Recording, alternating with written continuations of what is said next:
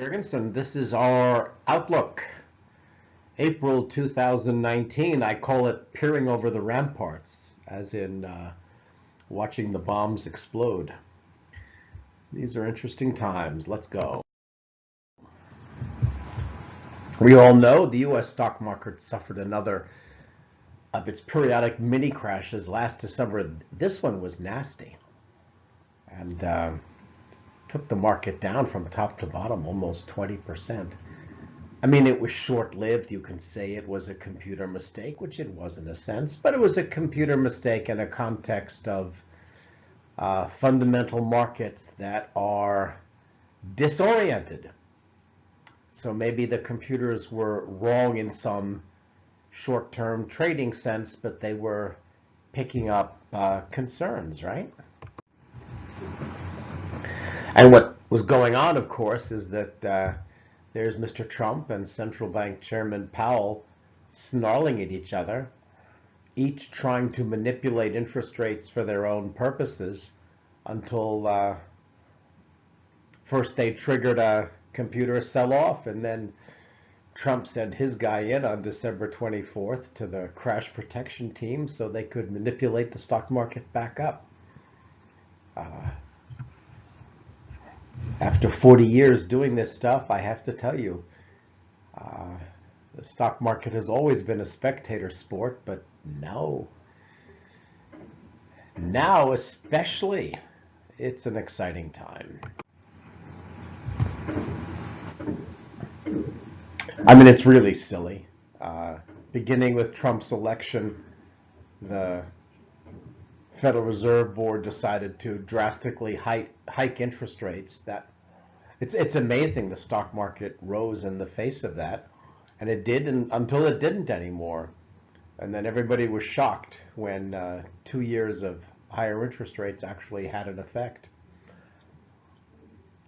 So anyhow, the chastened central bank has promised not to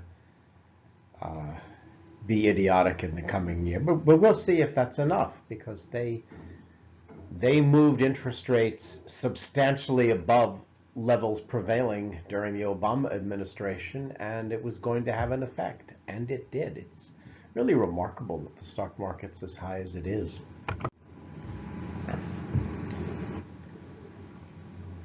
Predicting the future, look, tight money hurts market, and now that the central bank has knelt and asked for forgiveness and promised to freeze rates, the market takes that as a promise of easy money, as my as my friend and mentor Marty Zweig used to say 30 years ago, back in the crazy 1970s, do not fight the Fed. If the central bank wants to pour cash into investment markets, it will tend to drive them up. It already has. I mean, that's what's happened between mid-December and now. Let's take a look at the real world. Basic indicators show a world economy that is slowing. Copper is a key industrial component in building. And copper was hurt during the Chinese recession of 2015, and you can see it falling. The Chinese pumped up their construction 2016 to 2018. They tried to put the brakes a little bit on excessive speculative construction in late 2018. Down went the Chinese economy, down went copper, but it's not forecasting a depression. And if you look at the junk bond market, if we faced serious recession, depression risks in the US, you would see those junk bond interest rates back up in the 20s as they were in the last oil crash in late 2015. I mean, they're higher now, reflecting that some buyers are going to have tougher times, but the junk bond market is really looking at slowing business conditions, risks, but not an imminent collapse. I like to look at Korean exports when I look at the world economy. And you can see Korean exports taking a dive in late 2018 as China tried to rein in its some of its disoriented construction. So that's a harbinger of a world slowdown, but a world recession. Well, if you look at Korean exports longer term, you'll see that the recent decline is, as we'd expect, less than we saw in the 2015 Chinese recession. So again, as with copper and US junk bonds, Chinese exports are telling us we're in a global slowdown. We're not on the cusp of a global worldwide recession. We might have a mini recession in China, we do, and an industrial recession in Germany. A mixed bag, but not a flee for the hills collapse. Sort of a get nervous, but not a flee for the hills. And the big help is that oil prices, while rising recently, are still below peaks of early 2018. They are well below the $100 a barrel levels of 2007 that triggered the world financial meltdown. And really, I'd say that on its own, lower, moderated oil prices, both from the Middle East producing, Russia producing, and now the US producing. There's a lot of oil on the market. It's keeping prices low, and high oil is like a tax on the world economy, a barrier, and low oil is a tax cut for the world economy. And it's offsetting some of the problems in China right now. But we in the West remain forced to deal with the total dysfunction of government policy. There you see interest rates in Germany and the US, dealing with multiple crises in the European Union. First Greece in 2011, then Brexit and Italy, and its own disorientation from 3 million immigrants without jobs in Germany. The German central bank has cut interest rates to a meaningless zero.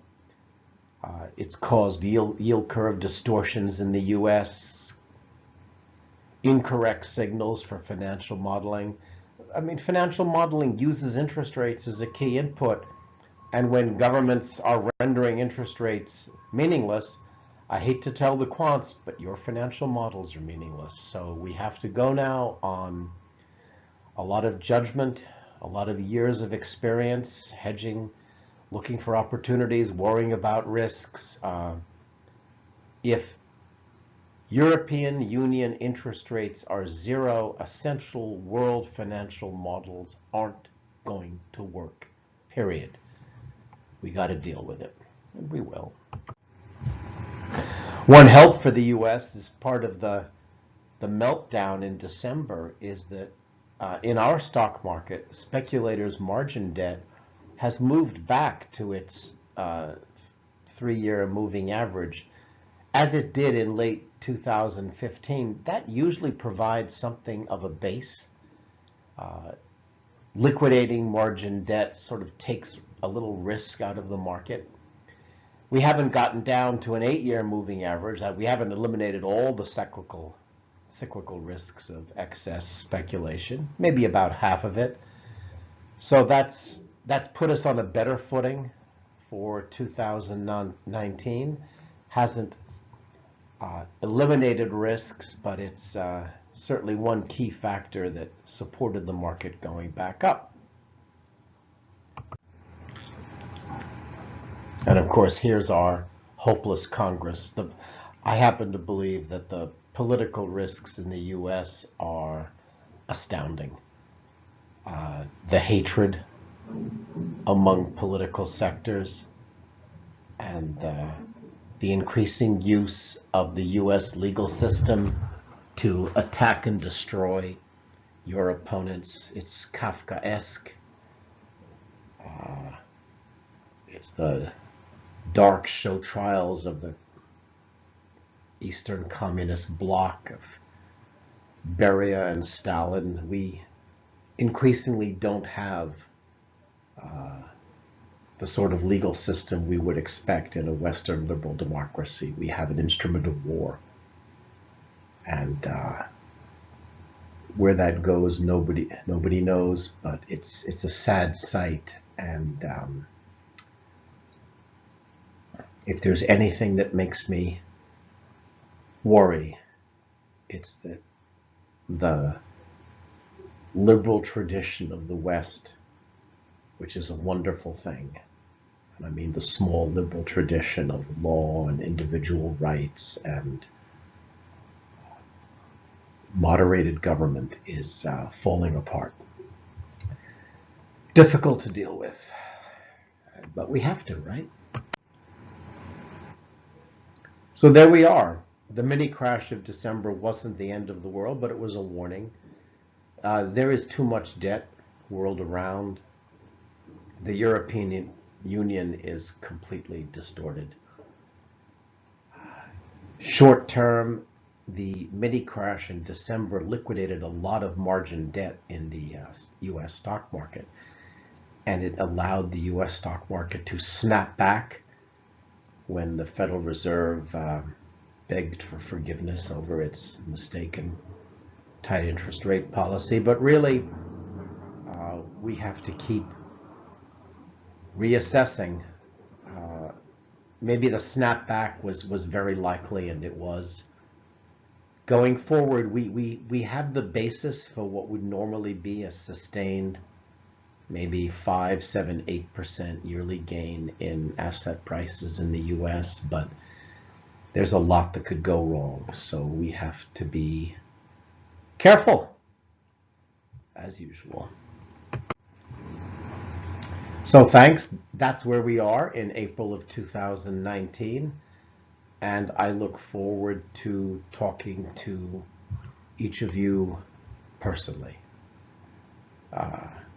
Have a great spring in Millbrook. It is wonderful to have the multiple days below zero over and to actually see the buds on the spring plants. And my apple trees have buds. I hope we don't have another frost that kills them. So let's hope that changing seasons give us a respite. Talk to you soon. Bye-bye.